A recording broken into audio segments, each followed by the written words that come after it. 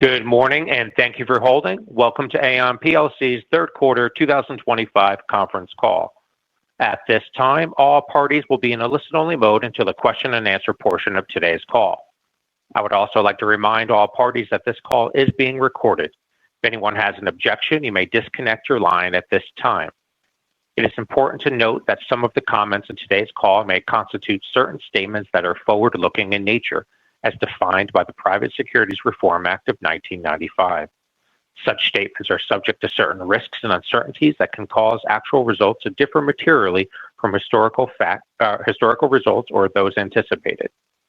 For information concerning these risk factors, please refer to our earnings release for this quarter and to our most recent quarterly or annual SEC filings, all of which are available on our website. Now it is my pleasure to turn the call over to Greg Case, President and CEO of Aon PLC. Thank you, and good morning, and welcome to our third quarter earnings call. I'm joined today by Edmund Reese, our CFO. The financial presentation, which Edmund will reference in his remarks, is posted on our website. To begin today, we want to recognize the great trauma and suffering resulting from Hurricane Melissa. We're thinking about everyone affected by this terrible catastrophe, and we feel very, very humble and hopeful that the work Aon undertook with the World Bank to arrange a cat bond for the government of Jamaica will help accelerate and support recovery. Turning now to Aon. Our third quarter results reflect another quarter defined by continued acceleration of our Aon United strategy, great progress executing our 3x3 plan and financial model, and ongoing momentum as we head into the final months of the year. Our focus on execution is translating into value delivery to our clients, while at the same time producing results for our firm and strong financial performance. We're winning more in the core by deepening relationships with existing clients through data-led solutions, capturing demand in existing markets by developing new capabilities for emerging risks, and creating demand in new categories by innovating unique capital solutions. And we're strengthening our clients' insurance programs to ensure they're positioned well for the future with enhanced coverage and limits. Let's start with a look at our third quarter highlights. We delivered another strong quarter of financial results, highlighted by 7% organic revenue growth, a 26.3% adjusted operating margin, and 12% adjusted EPS growth, which keeps us on track to achieve our full-year objectives. Our continued success in winning new business and deepening client relationships reflects the strength of our risk capital and human capital capabilities, powered by ABS. Simply put, our analytic capabilities enable smarter and faster decisions for clients, which, when coupled with our advisory expertise, helps clients capture greater opportunity. And while any firm can point to client wins, two highlights from this quarter truly demonstrate the impact of our differentiated strategy. The first example demonstrates how our advanced analytic capabilities were critical in securing our appointment as the captive insurance partner for a leading global logistics company, replacing a competitor relationship that spanned decades. Our ability to deliver global expertise with local leadership provided the client with relevant insights into captive management and the risk capital structure, making Aon the clear choice. In the second example, by demonstrating our distinctive client service and enterprise mindset through the Enterprise Client Group, we not only retained but expanded our benefits work with a long-standing financial services client in an intensely competitive process. We leveraged deep industry knowledge in governance, risk management, and employee experience. And this resulted in securing global benefits across new and existing geographies, U.S. H&B, and total benefits administration. Our proactive approach, combining innovation, analytics, and advisory, continues to deliver measurable impact and position us for sustained success, as our solutions have never been more relevant for clients. Our latest 2025 Global Risk Management Survey revealed a significant shift in the risk landscape and how decision makers are thinking about risk. Trade and geopolitical volatility entered the top 10 global risks for the first time in nearly 2 decades, reflecting growing global uncertainty. At the same time, climate risk and natural disasters also reached their highest ever rankings, underscoring the need for resilience in a world where severe weather events are driving up costs. And workforce-related risks continue to have a growing impact on how employers manage affordability, access, and productivity. In addition, advancements in AI are surging demand for cloud infrastructure and are fueling unprecedented investment in data center construction, with CapEx estimated to exceed $2 trillion globally over the next several years. These technological developments are not only reshaping physical infrastructure, but also amplifying cyber and operational risks. Active risk management in this area has become a strategic necessity, and traditional approaches alone aren't sufficient to cover this risk. With connected risk capital and human capital capabilities, we're truly uniquely positioned to guide clients through a complex environment, access capital, unlock value, and build resilience. As we review our performance this quarter, several strategic milestones demonstrate progress on our 3x3 plan.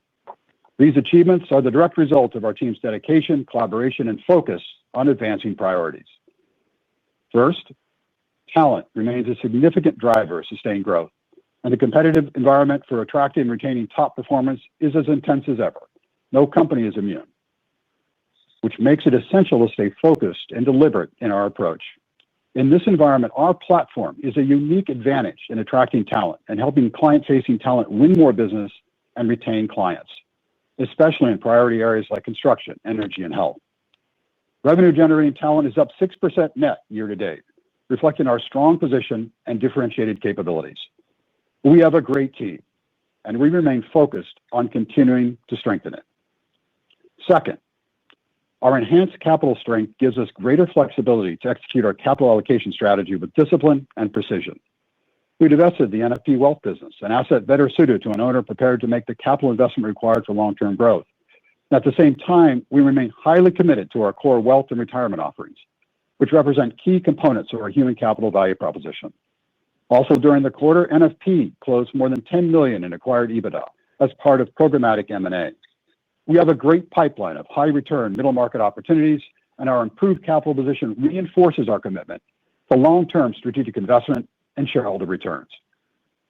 And finally, equipped with better data and analytics built from years of investment, we're mobilizing capital into the industry, particularly to address the rapid expansion of data center construction driven by AI and cloud infrastructure adoption. As highlighted earlier, the opportunity here is monumental. Data center CapEx increased 50% in 2024 and is expected to increase significantly over the next several years as trillions of dollars of CapEx go into the construction of these facilities. Near term, we estimate data center demand could generate over $10 billion in new premium volume in 2026 alone. Our globally aligned risk capital and human capital teams are helping clients navigate this transformation and support stakeholders across the value chain, from technology companies to contractors and operators to capital providers, each with unique insurance needs given their role in the data center development. While still early days, we're excited by the specific accomplishments that showcase our ability to help clients navigate this transformational opportunity. We recently became the risk partner for a leading global engineering-focused insurer with a mission to work with them to build significantly greater level of insurance capacity. This work complements the launch of our Data Center Lifecycle Insurance Program, a proprietary multi-line insurance facility that consolidates coverage for construction, cargo, cyber, and operational exposures and offers clients end-to-end risk management and insurance solutions. We're also working to support resilient design and engineering from the outset of these projects to optimize the industry's ability to provide the limits necessary for hyperscaler data center development and management of accumulation risk. Another example of how our global distribution, analytics, and expertise in both traditional and alternative risk transfer is already delivering results is a recent client win where we placed nearly $30 billion in coverage for a top global hyperscaler data center developer for operational data centers and data centers under construction. And this is just the beginning.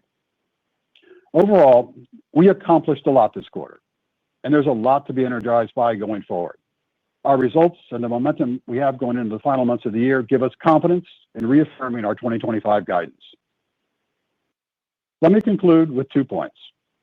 First, our Aon United strategy accelerated through the 3x3 plan, and the strength of our financial model are generating strong results today and building momentum for future success.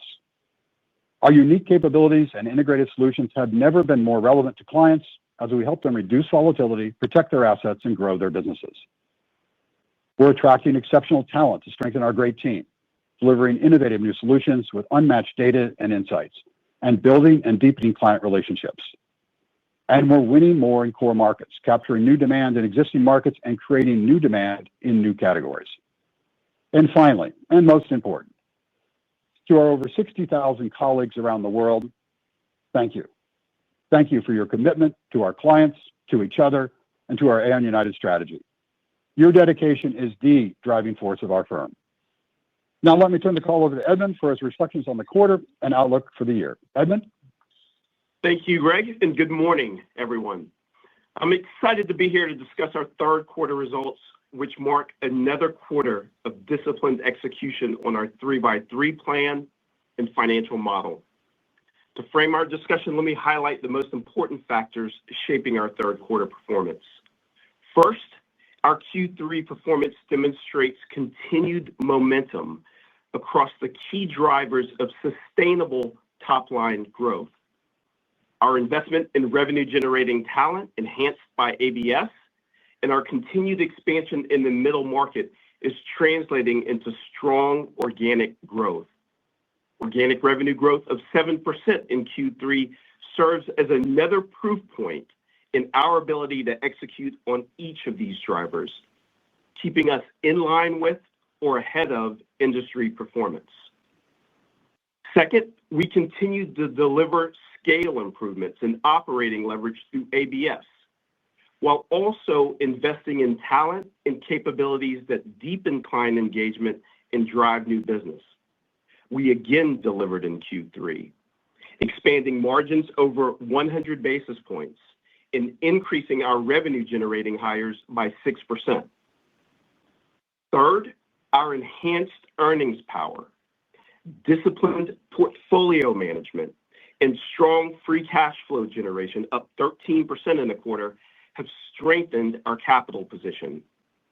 Through 3 quarters in 2025, we have reduced debt and remain on track to achieve our leverage objectives, closed $32 million in EBITDA for middle market acquisition, and returned $1.2 billion in capital to shareholders through dividends and share repurchases. Our strong capital position empowers us to pursue high-return inorganic investments, further accelerating and supplementing our organic growth momentum. Collectively, these 3 components, momentum on the growth drivers, accelerated scale benefits through ABS, and a robust capital position, are delivering growth today and setting the foundation for future performance. We continue to invest in capabilities and innovate capital solutions that create even greater value for our clients. And this gives us confidence not only in achieving our 2025 guidance, but also in the upside potential of sustaining top-line growth and delivering double-digit free cash flow beyond 2025. Turning to the quarter's results, organic revenue growth was 7% and total revenue increased 7% year over year to $4 billion. Adjusted operating margin expanded by 170 basis points over last year and reached 26.3%.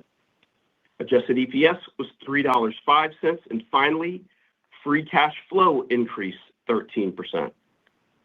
Let's get into the details of these results, starting with organic revenue growth on slide 6.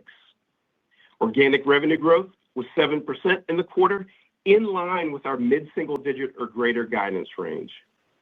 Growth was broad-based, 5% or better in each solution line, with 2 of our solution lines delivering 7% or greater. A strong result achieved despite pricing pressure in certain products and geographies, underscoring the contribution from new business and continued high retention. In commercial risk, 7% organic revenue growth reflected strong performance in our core P&C business globally, including double-digit growth in the U.S. with meaningful contribution from the middle market through NFP, and continued strength in EMEA. M&A services continued to grow at a double-digit level, and its contribution provided an incremental lift. Construction also delivered double-digit growth, driven by demand from large-scale global infrastructure projects, including data center builds for major tech companies, reinforcing this category as a strategic priority. Reinsurance delivered 8% growth, driven by treaty placements and double-digit growth in facultative placements and the strategy and technology group. Insurance-linked securities also had significant growth, but off a smaller baseline. While July 1 treaty property renewal rates were softer, this was balanced by higher limits and ongoing strength in international facultative markets, especially in EMEA. Demand for STG analytics remained high, underscoring our platform's increasing importance in supporting clients as they navigate volatility and match capital to risk. Health Solutions grew 6% this quarter, benefiting from data analytics-driven sales in our talent business and new business in our core health and benefits offerings across the U.S. and EMEA. As Greg mentioned, we continue to leverage our analytics and advisory capabilities to support employers as they navigate rising healthcare costs and achieve better outcomes for their workforces. And finally, Wealth generated 5% growth.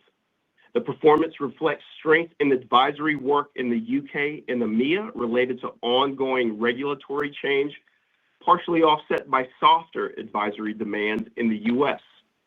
Additionally, the NFP contribution was meaningful, driven by asset inflows and market performance.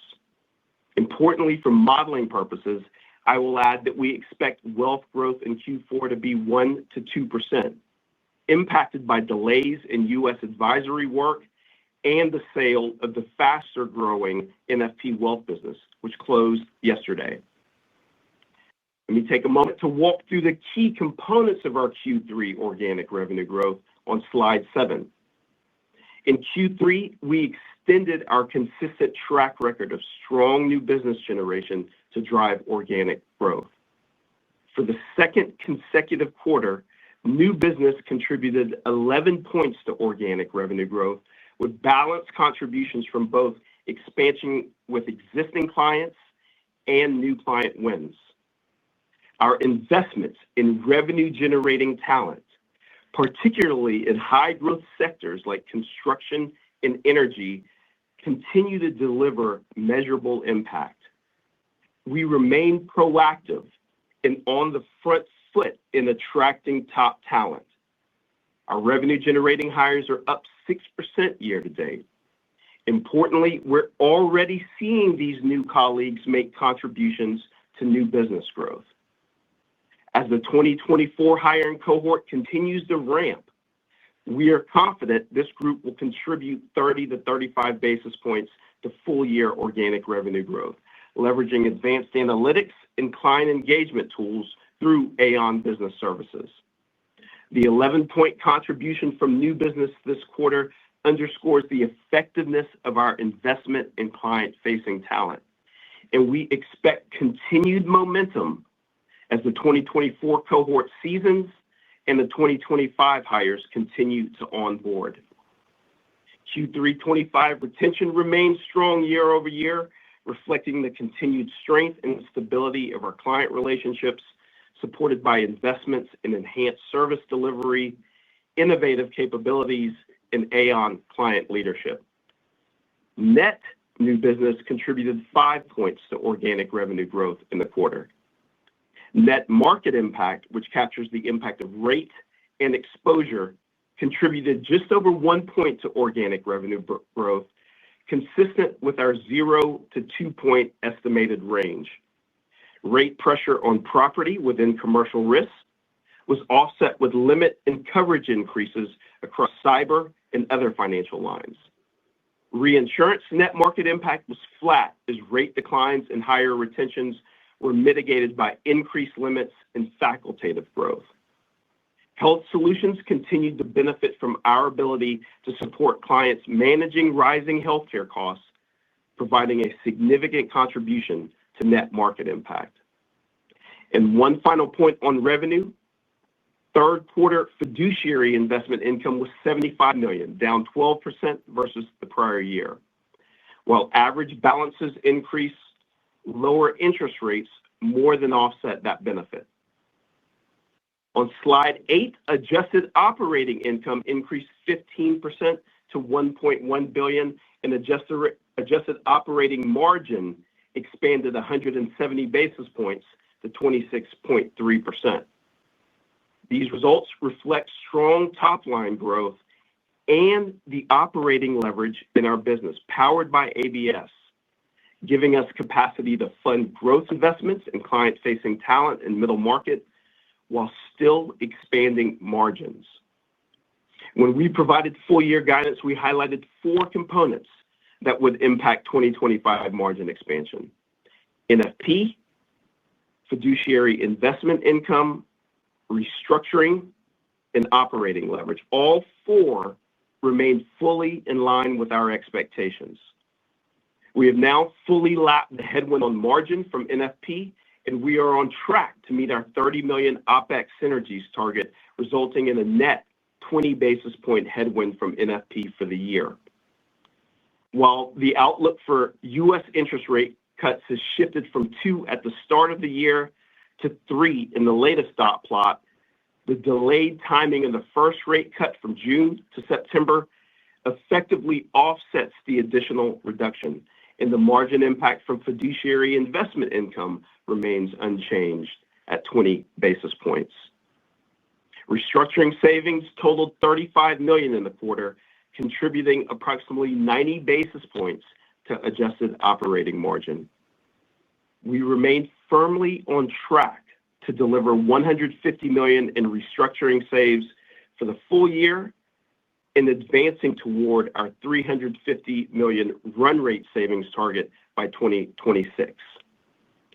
With ABS-driven scale improvements and strong execution year to date, we remain confident in delivering full-year margin expansion of 80 to 90 basis points, aligned with our long-term financial model. Moving to interest, other income, and taxes on slide 9, interest income was negligible in the third quarter and $4 million lower than last year. Interest expense came in at $206 million, $7 million lower than last year, primarily due to lower average debt balances. We expect Q4 interest expense to be approximately $200 million.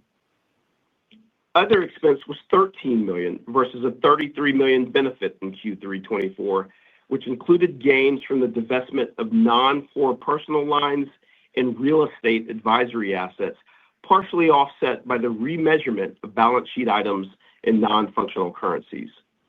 We estimate Q4 '25 other expense to range between $25 million and $30 million. And finally, the Q3 tax rate was 19.2%. Our full-year tax outlook remains unchanged at 19.5% to 20.5%. Turning now to free cash flow and capital allocation on slide 10. We generated $1.1 billion of free cash flow in the third quarter, and year-to-date free cash flow of $1.9 billion is up 13% year over year. As we complete the NFP integration, we continue to expect strong adjusted operating income, including contributions from NFP, and ongoing working capital improvements to drive double-digit free cash flow growth in 2025. And turning to capital on the right-hand side of the page. I noted earlier that we closed the sale of NFP Wealth, and with over $2 billion in proceeds, the transaction significantly strengthens our capital position, and we approach the final months of the year in an even greater position of capital strength with enhanced flexibility. Importantly, we remain disciplined in allocating capital, balancing opportunities that meet our strategic and financial growth priorities with capital return to shareholders. This discipline reinforces our commitment to creating long-term shareholder value, and we continue to execute our capital allocation model in Q3 '25. We reduced our leverage ratio to 3.2 times in Q3, remaining on track to reach 2.8 times, 3.0 times by the fourth quarter of 2025, consistent with our stated objective. We continued our programmatic tuck-in acquisitions, including middle market deals through NFP. Through 9 months, NFP has closed $32 million of EBITDA. And following the NFP Wealth sale, we expect to close $35 to $40 million in acquired EBITDA by year-end. The pipeline remains strong, primarily composed of U.S. P&C opportunities. And finally, we returned $411 million to shareholders in the quarter, including $250 million in share repurchases. With $750 million repurchased year to date, we remain on track for $1 billion in capital return through share repurchases for full year 2025. Enabled by our high free cash flow generation, these actions demonstrate our disciplined capital allocation, reducing leverage, investing in high return growth opportunities, and delivering meaningful capital return to shareholders. I will conclude my prepared remarks on slide 11 with our 2025 guidance and some forward-looking perspective on our growth objectives. We are reaffirming our full year 2025 guidance, including organic revenue growth, mid-single digit or greater, capturing the impact of our growth investments. Second, margin expansion, 80 to 90 basis points, including $260 million in cumulative annual savings from our Aon United restructuring initiative. Next, strong earnings growth, supported by the scale improvements from ABS. I'll also note two additional points related to earnings. First, the sale of NFP Wealth is expected to have an immaterial impact on 2025 earnings growth. Second, we continue to expect an effective tax rate of 19.5% to 20.5% for the full year. For modeling purposes, we are estimating 7 to 9% adjusted EPS growth in Q4 25. Finally, free cash flow, double-digit growth in 2025, demonstrating our ability to consistently convert our strong earnings into capital for investment and shareholder return. We enter the final stretch of the year with strong momentum, executing our 3x3 plan and financial model to deliver results today. At the same time, scale improvements enabled by ABS, the cumulative impact of our growth investments, and our capital capacity are strengthening the foundation for future performance, positioning us for sustainable top-line growth and consistently strong earnings growth. This powerful combination gives us high conviction in our ability to create long-term value for shareholders. So with that, let's open the line for questions. Daryl, I'll turn it back to you. Thank you. We will now be conducting a question and answer session. If you would like to ask a question, please press star one on your telephone keypad. A confirmation tone will indicate your line is in the question queue. You may press star two to remove yourself from the queue. For participants using speaker equipment, it may be necessary to pick up your handset before pressing the star keys. We ask that you please limit yourself to one question and one follow-up question. Our first questions come from the line of Robert Cox with Goldman Sachs. Please proceed with your questions. Hey, thanks. Good morning. Yeah, just first question on talent. The revenue generating hires were up 6%, and it sounds like you're executing on that 40 basis points contribution to organic growth here in the back half of the year. If we start thinking about stacking the benefits from the 2024 hiring and 2025 cohorts, does that get us to something like, roughly 80 basis points in 2026? Good morning, Rob, and thank you for the question. But before even getting directly to the answer, the first thing, and Greg may comment on this, is that you see the headlines across our industry. It's clear that competitors are aggressive in their recruiting efforts. And given the expertise and attractiveness of our talent, we're not immune to that. So we continue to be super high focused on the investments right now. And as I said in my prepared remarks, I think we're on the right foot. Through 9 months, 6% increase in revenue generating hires. That's right in line with the 4 to 8% that we communicated during investment days. And to your question, they are contributing right in line with our expectations on the full year, 30 to 35 basis points. There will be a cumulative impact when these 24 cohorts ramp up. And as I said in my prepared remarks, the 2025 hires are also coming on board. We'll give specific guidance on the contribution from those hires when we come back in Q4 and talk about 2026. But the key point for us right now is that that is a significant contributor to the 11 points of new business contribution to organic revenue growth. They're performing right in line with our expectation in terms of incremental revenue and ramp-up time, and there will be a cumulative impact. We'll give the results of that and an outlook on that when we get into 2026 guidance on Q4. But make no doubt about it, the investments in these client-facing talent is a key part of the growth strategy, particularly in the market that we have now. Thank you. That's helpful. And then I just wanted to follow up on commercial risk specifically and the U.S. business, core P&C.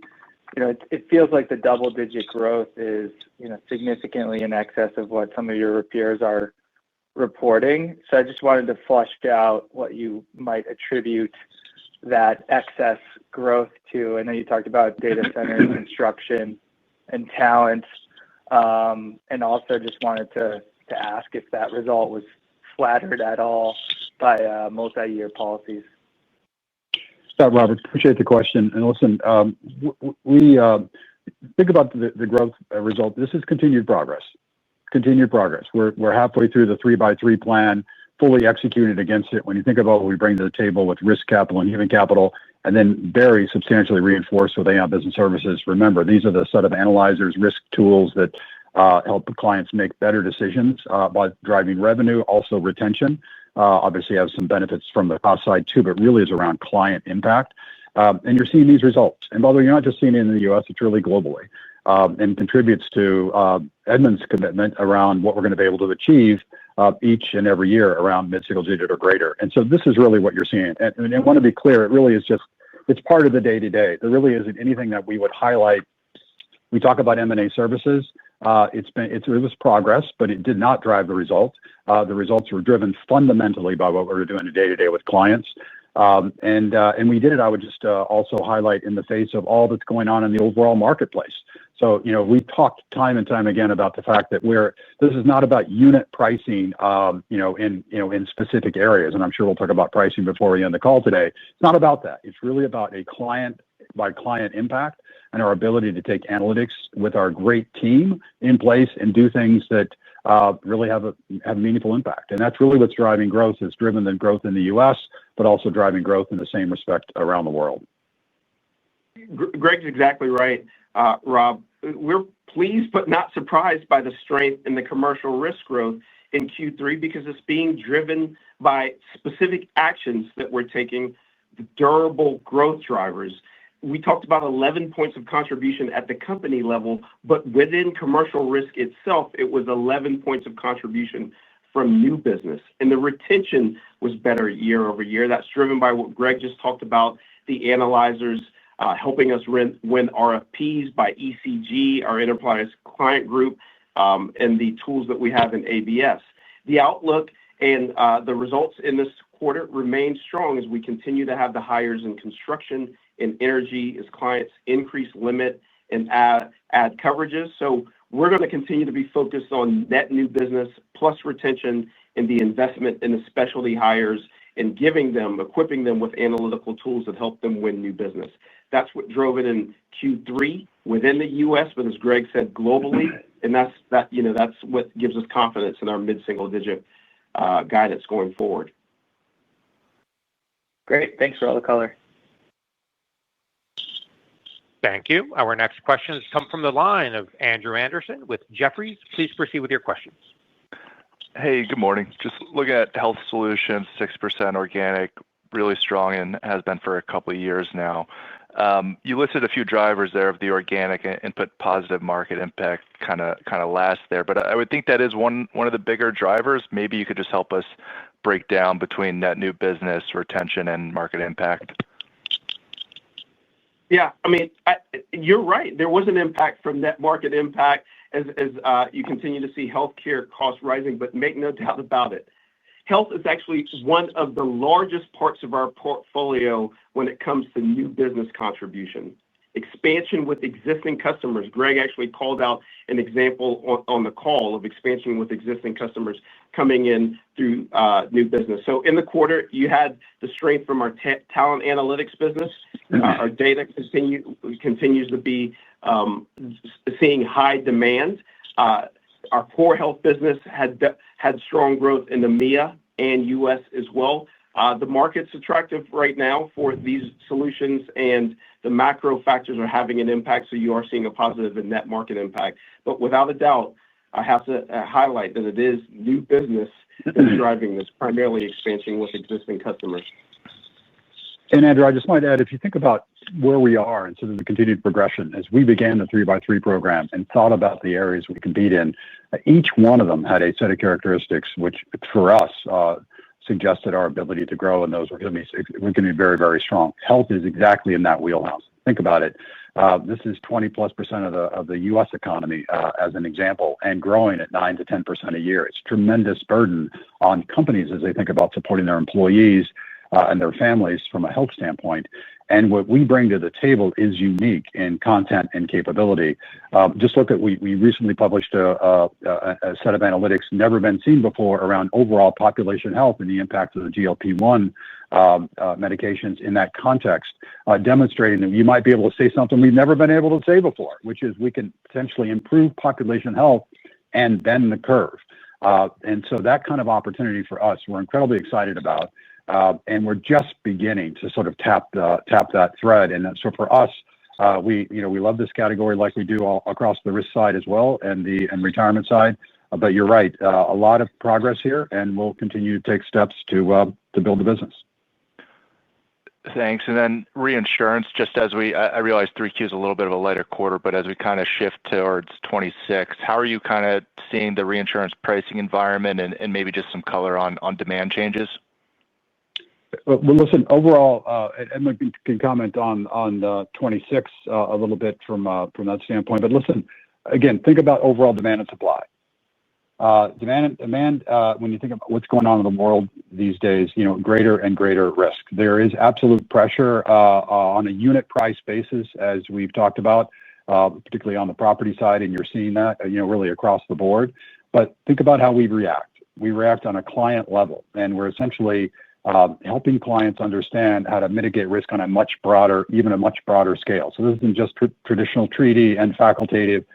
Think about insurance-linked securities. I started off with the obvious tragedy in the catastrophe in Jamaica, and then talked about how we brought capital in to try to do something about that. We've done now, we're going to do well over, close to 150 or greater cat bonds or parametric instruments for companies, in addition to insurers. So this is really the opportunity to bring more capital in to support an environment which is demanding it. What we described on the hyperscalers, this is an opportunity to truly address a level of opportunity that we haven't seen before. It's truly unique. Think about $2 trillion of investment, and that's just the operating investment. And the build investment doesn't even get to the operating investment or the innovation investment, which happens over time. So for us, the content and capability we have in such an extraordinary group on the reinsurance side, in the context of reinsurance and risk capital with our commercial risk capabilities, is extraordinary, and we see great opportunity over time. Edmund, anything else you'd add to that? Yeah, look, the only thing I'd add is we are seeing pressure on the rate side today. Reinsurance, the net market impact there was flat in the quarter. Clearly, we're seeing pressure in the property side of it. But to Greg's point, the demand is high. Clients are buying more sideways coverage to cover perils. We are seeing, a focus on our facultative placements, growth in our STG businesses. So again, we'll come back in 26 to your question in Q4 and talk about 26 specifically. But these pressures come today, and we still are in 2025 growing at a mid-single digit level because of the demand and the solutions that we're providing for our clients here. Thank you. Thank you. Thank you. Our next questions come from the line of Bob Huang with Morgan Stanley. Please proceed with your questions. Hi, good morning. So my first question comes around the thoughts on capital deployments. Obviously, free cash flow increased significantly year on year, but your buyback slowed down. I know that we talked about this a little bit. Just curious how you think about that capital deployment going forward between the acquisitions that NFP is going to make versus how you think about buybacks versus dividends. Yeah, so appreciate the question on the capital. It's an important point for us. You said buyback slowed down. I want to just highlight that we were focused this year, coming into the year, paying down debt to get back to our debt leverage objective. We paid down nearly $2 billion, $1.9 billion last year. We're on track to do something similar this year, continuing to pay the dividend. Acquiring in middle market through NFP, which was over $32 million in EBITDA to date, and we guided to returning $1 billion in capital to shareholders through share repurchases. So despite sort of where we were from a leverage standpoint, our free cash flow generation has allowed us to do that. When we think overall about capital deployment, we have a set of criteria by which we evaluate the options. We started talking about that previously and emphasized it during Investor Day as well. Those criteria are focused on long-term shareholder value creation. And so we're going to remain committed to balancing investment for growth with capital return to shareholders. And for us, that means paying down the debt, meeting our leverage objectives, obviously consistently paying the dividend. We're very pleased with what we deployed towards middle market acquisitions this year, and we'll be even in a stronger position to do that next year, particularly given the proceeds that we have from the NFP Wealth sale. But those acquisitions will have to meet, as I said during the prepared remarks, our strategic criteria and our financial criteria as well. It's worth emphasizing, I showed some information during Investor Day that showed over 20% IRRs and over 10% revenue growth after owning these acquisitions for 1 year. So that gives you some sense about how we think about the financial return. And of course, we balance that with returning capital to shareholders. So we feel very good about the position of strength we're in and our ability to evaluate the options moving forward. But let me turn it to you, Greg, to add some color to that. Listen, and I think you captured it exceptionally well. I'll make one observation I would just add. Edmund just went through a whole series of actions, whole series of activities. Bob, hopefully what comes through clearly is our absolute focus on long-term shareholder value creation. And we're taking specific actions on the balance sheet side, the capital side, the capital deployment side to make that happen. Acquisitions and divestitures, these are difficult things to do. And if you think about just even in the last 18 months, bringing in NFP, which has been phenomenal, but by itself, a monumental effort. The decision to divest of a specific piece of NFP, which good business, but really not one we're going to invest in and double down from a capital deployment standpoint. So you make the decision to divest against that. That's a hard thing to do, a lot to cover on our finance side with our NFP colleagues, and it went exceptionally well, closed yesterday.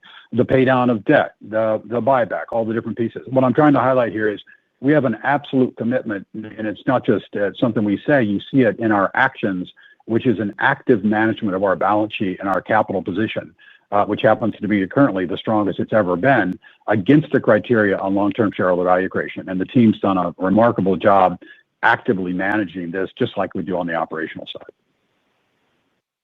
Really helpful. And also, apologies for poorly phrased question there. Yeah, you're absolutely right. Thank you. My second question is going back to the data centers a little bit. Obviously, it's a huge momentum for you, and it's likely to be very long-tailed. But just curious to how you think about the competitive environment now that data center is very much in the front and center of discussions for insurance. Do you see large competitors coming in? Like, how should you think about your market share in this expanding pie, so to speak? So, first of all, really appreciate you asking the question. This is the wheelhouse. I mean, when you think about sort of what we have been built to do, think about levels of innovation. What we did on Aon Client Treaty when it first came out, what we did on the GLP-1s I just described, what we've done in multiple other environments, what we did on the on retirement, on the employment plan, trying to bring 401k economics to the middle market from large companies. All these things are innovations that we have driven over time. And they come with it from a standpoint of truly requiring integrated capability, risk capital and human capital, and the ability to bring capital from in the industry and outside the industry to bear on behalf of these challenges. All that's true, and that's a proof point in how we approach the market. This happens to be bigger than anything you've ever seen. $2 trillion, right? By the way, $2 trillion is only the build. It's not the operating or the innovation that comes over time. So it's just the tip of the iceberg. This isn't really about competitive position. By the way, from our standpoint, we have taken a very, very hard look at this, and we've taken a very much an engineering-driven approach. I referenced the partnership we've got with a very unique firm that will be clear over time on how you take an engineering-driven position around where do you position these things. How do you think about where you build them? By the way, how do you think about the actual building? Not the core technology. We'll leave that to the technology companies, but literally how you do this in a way in which you can create better business continuity and business resilience. When you think about business interruption in the context of a data center in this world, it's going to be measured in the millions of dollars per minute, right? It's going to be a completely different scale. So for us, what we want to do is bring a set of solutions which may be copied by others. It'll be difficult, but they might be. And there's enough room for everyone here. The question is how we can increase relevance of our industry to help reduce the volatility of the building and operating of these data centers. And for us, it's a massive. It really is unique. It's a massive opportunity for our industry to make a difference in a way that's going to really matter globally and get bigger and bigger over time. But the scale is quite. We've just never seen it before. We're pretty excited about it. Thank you. Really appreciate that. Thank you. Our next question has come from the line of Mike Zaremski with BMO Capital Markets. Please proceed with your questions. Hey, thanks. Good morning. Happy Halloween and happy Friday. Sticking to the exciting data center conversation, Greg, you gave us some great color, potentially over $10 billion in new premiums in 26 alone for the industry. Any color, are those premiums more of like a, if you do the math and if it was commission-based, that'd be a lot of growth. Is this mostly fee-based? And is Aon getting a disproportionate share of this, you think, or is it most of it going to the E&S market? Just any other color would just be great. Clearly a great opportunity. Yeah, listen, from our standpoint, it's still very early sort of in the process. So this is not mid-game or even end game. This is like the beginning of the game. This is all beginning to sort of develop over time. And think about, Mike, from the standpoint of this is around how you build these things, how you operate them, and then they evolve and they innovate, on a time frame that's measured, in a few years. So you're going to continue to iterate this. And for us, this is about accessing capital to connect with risk. Whatever market it goes through, primary, admitted, E&S, or frankly, alternative markets, we're accessing all that capital. And by the way, it's going to require access to all that capital. And then literally how, from our standpoint, we're looking to provide value for clients. We always find a way. We do fine on compensation when we provide value for clients. And ours is always a value-added approach in terms of how we think about it. And so we're, again, excited about the opportunity to make a difference. And we already are. As I mentioned before, we've already done some major programs underway. But we see potential to do substantially more. And by the way, this isn't just a U.S. opportunity. This is a global opportunity. And for us, again, we see great opportunity. But really, the issue, Mike, is convincing the capital to come in and actually provide the coverage and do what we need to do on behalf of the hyperscalers. And really, it isn't just the hyperscalers. It's also the builders. And then the money as well, because if you think about sort of funds that are being created, opportunities there as well. So for us, this really cuts across the ecosystem and represents, a very unique opportunity. Interesting. Thanks. And my follow-up is probably for Edmund. On the Accelerating Aon United program, can you give us a flavor of how much cash spend remains, and is that kind of evenly spread out over the next 5 quarters? Yeah, you should be able to. We'll in the 10Q you can see what the cash spend has been over the time. We're just over $600 million in cash spend thus far. Or later this evening, you'll be able to see it. I'm getting a signal when the 10Q comes out. But the key thing about that is we're right on track for what we expected to spend there. We'll continue to assess that as we go into 2026. And more importantly for us, the savings. We did $110 million last year and on track for another $150 million this year. So we continue to feel good about setting ourselves up for ongoing scale improvements and capacity through that, and capacity to invest in our capabilities and in our folks moving forward. So that's where we are in terms of spend and savings. Thank you. Thank you. Our next questions come from the line of Jimmy Bhullar with J.P. Morgan. Please proceed with your question. Hey, good morning. So I had a question first just on organic growth in commercial risk. If you look at your results, they've accelerated over the course of the year, 5% in 1Q, to 6% in 2Q, 7% in 3Q. And the change has been more than the hiring tailwind ramping up alone. So maybe if you could give us some key drivers of the improvement, things that actually helped you in 3Q that might not have been there in 1Q, and just trying to assess which of these factors are sustainable versus might not sustain at the 3Q level. But just what drove the ramp up in growth. Yeah, I appreciate the question, Jimmy. And maybe I'll just start at an overall high-level strategic approach, what we've done, and then how we've operationalized it. And Edmund can, and I know we'll add a lot of color on some of the detail here. But listen, we came into 2024 with a 3x3 plan. We architected, plotted it, put it in place, locked it down in 23, and announced it and drove it in 24. We said 24, 25, and 26. Very straightforward. We talked about this on Investor Day. What are we bringing that's different? What are you doing that's different? Well, risk capital is different. Human capital is different. We're connecting the dots in ways they've never been connected before, not because it's a nice thing to do, but because we can actually take the data that cuts across these theaters and pull it together under Aon Business Services and create better data fidelity so we can actually inject it into our analytics. That drove a set of analyzers. We're going to kick off the property symposium early next year, and when we bring our 1,000 clients into the room, we're going to start with our property analyzer and what's going on. They're going to see things they haven't seen before with better data than ever before. For us, this is a revenue driver. This is a driver of attracting clients. They see that opportunity. It's also an opportunity to change the retention profile. Already a very strong retention business, but really the opportunity to win more clients, do more with them, and keep them longer. And that's really all the efforts around the 3x3. And then if you think about risk capital and human capital, really amplified massively by Aon Business Services, and we just continue to build momentum on this. And then delivered through enterprise client and all the things we're doing in Aon Client Leadership. So it's one voice that actually brings the content of Aon on behalf of a client. So that's the 3x3. So Jimmy, we're halfway through that, and we're happy we made progress, but we have high expectations, and we're going to continue to make progress on the against the 3x3 against that specific piece. And then step back and think about NFP. We've accessed the $31 billion market with a great asset and a great set of capability. And it turns out the content and insight from Aon Business Services is highly applicable in the middle market.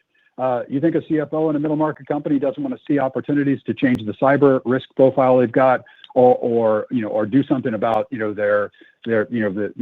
they pay for their 401k on behalf of their employees. All these things sort of come into play that really are part of the 3x3. So what you're seeing here is the progress on the 3x3 and what we laid down in the Investor Day. And we're working diligently to provide, as much energy behind that as we can. We called it, basically industrial strength execution. And then you're right. We added on top of that priority hires. And Edmund's describing these priority hires, I think, exceptionally well. And they will continue to build on that chassis that I just described. It isn't complex, hard to do, but not complex. That's exactly what we're trying to accomplish with the 3x3. We're halfway through, and you're seeing some progress. And we'll keep working the ball, but a long way to go here.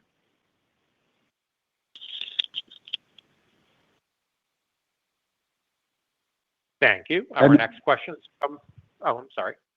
No, go ahead. Our next questions come from the line of Tracy Benguigui with Wolfe Research. Please proceed with your questions. Thank you. I'm going to stick with the theme of the data centers. Just one quick one. You mentioned a recent client win that replaced nearly $30 billion in coverage for a top global data center developer. Does that represent any one-offs for the quarter? It really doesn't. It's really just part of the ongoing piece. All I really wanted to do, Tracy, there, and Evan commented this as well, was just give you an example that this isn't conceptual. It's happening now. It's also an interesting observation.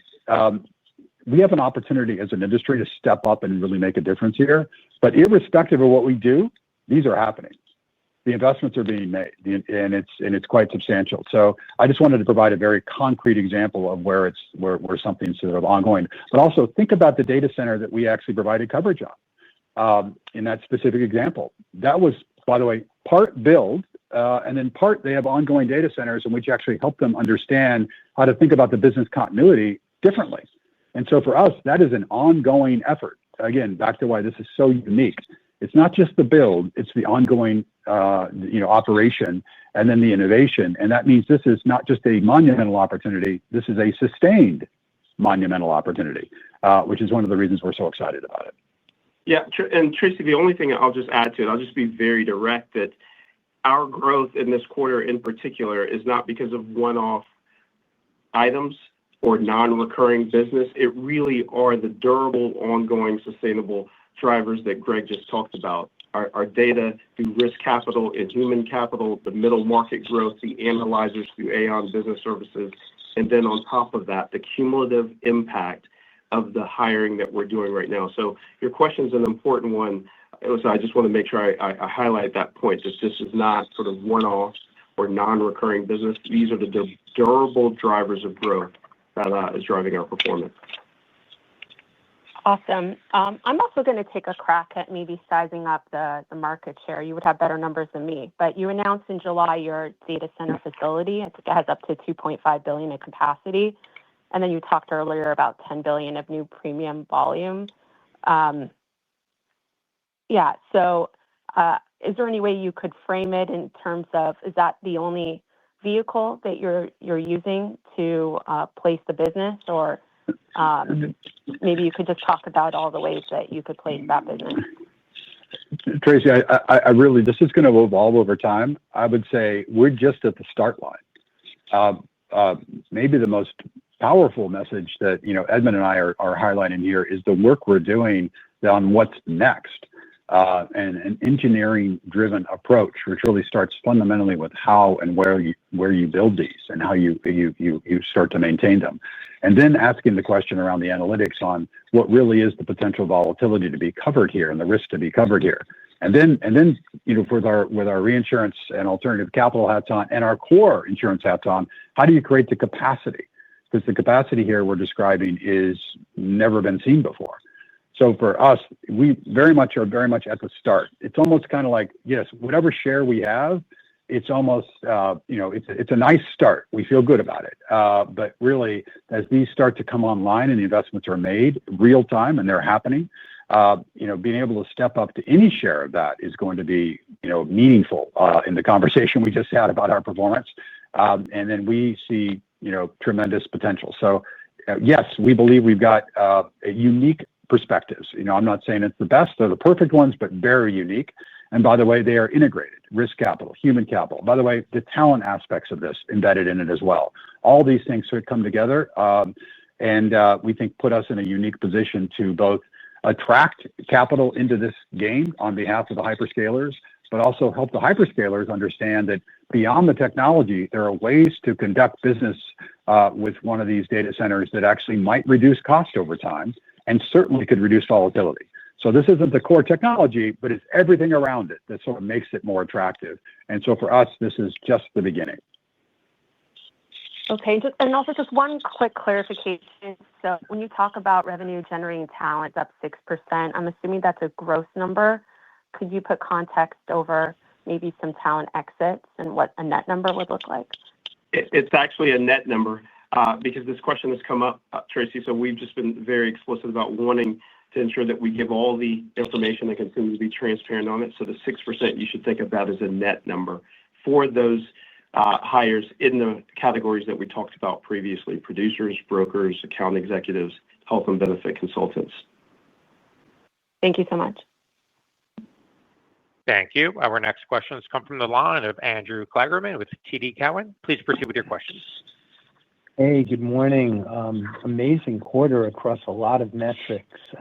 Focusing on the organic revenue growth, two areas. Edmund, at Investor Day, you talked about 4 to 8% growth, net talent growth. Is that something you think that you could do going forward into 28, 26? And then you've touched a lot on this call about middle market opportunities.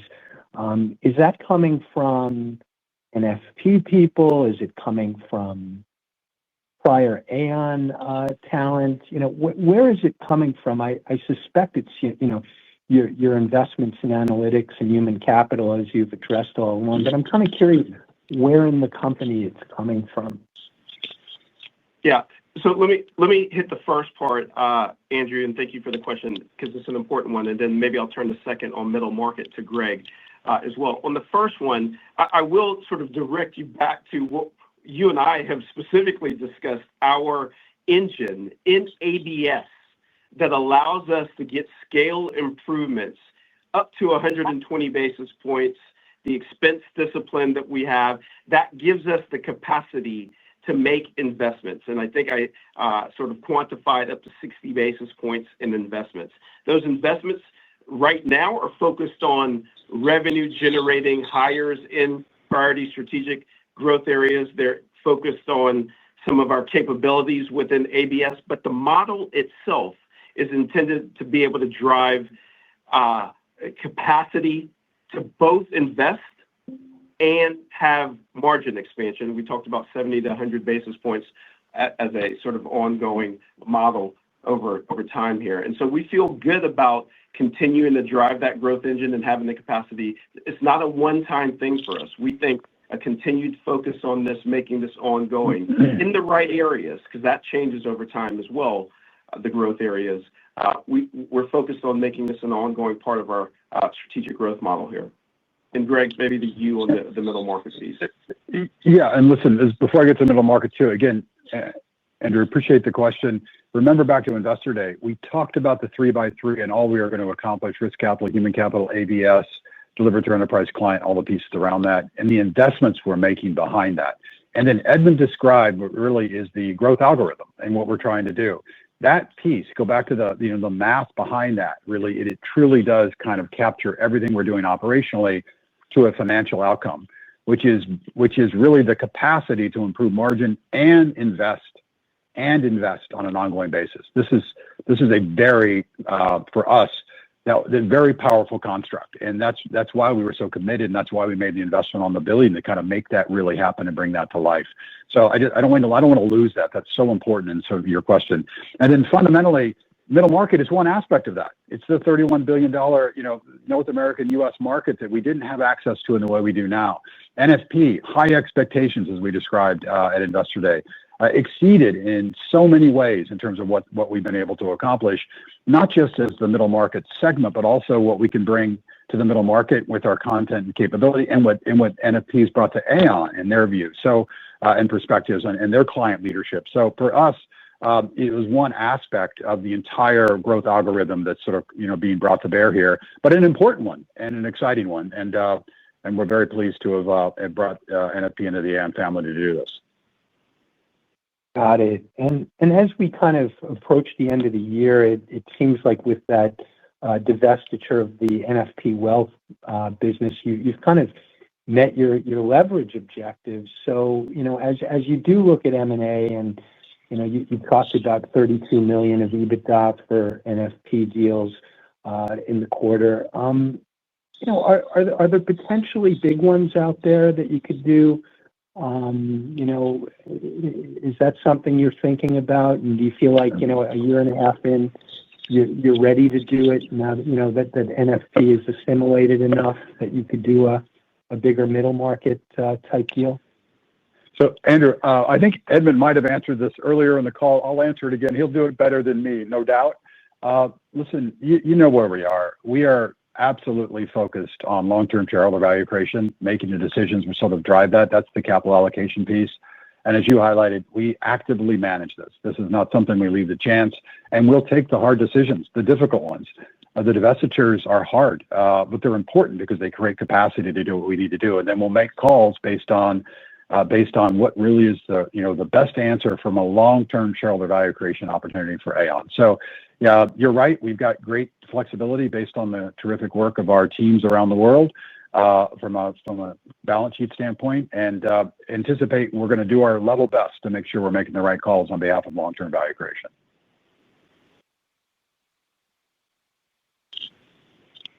Thank you. I would now like to turn the call back over to Greg Case for closing remarks. Just want to say thanks again for joining us, and we look forward to an opportunity to chat with you in the next quarter. Take care.